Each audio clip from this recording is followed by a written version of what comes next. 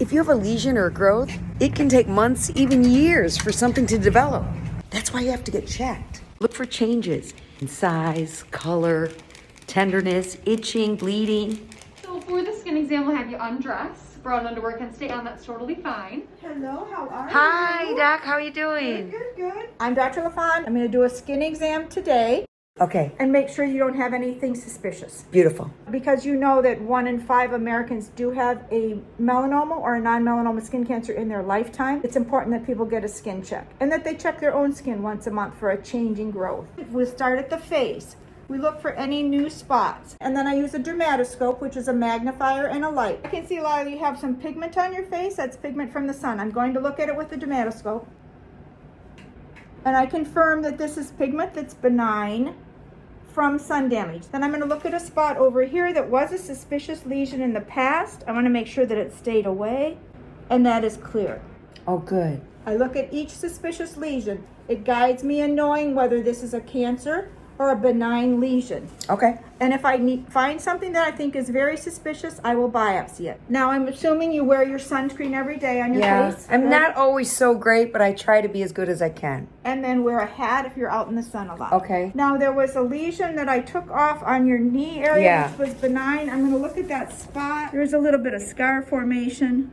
That does not look like a skin cancer. There's a scaling spot, more like a little scar with a little wart. I'm going to spray that spot. Okay. Tell me about melanoma. Are we seeing more of it? We are seeing more melanoma in the United States. Some of the risk factors are fair-skinned people, red or blonde hair, people that have had severe sunburns in their lifetime, tanning booth people, and then some people with a family history of melanoma. You can check yourself once a month. Just check all over your skin. If you see something new or changing, that's what you need to show the dermatologist. Open your mouth a little bit so you can get some.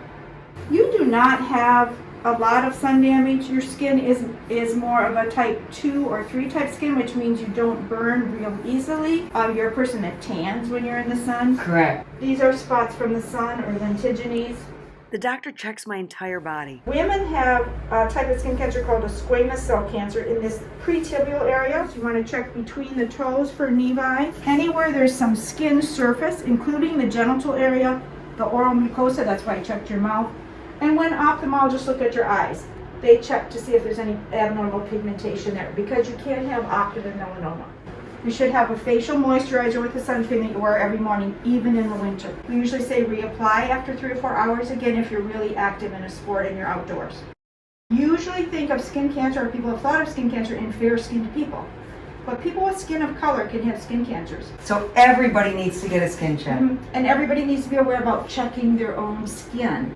If they see something unusual, a new growth, especially something growing, they should get it checked out. If there was one thing you want everyone to hear from you, what is it? Protect yourself from sun exposure and ultraviolet exposure early. Start today. Today is the beginning of your preventative skincare. And get a skin check. And get a skin check, yes. Well, that was easy. I can't believe it's been 5 years.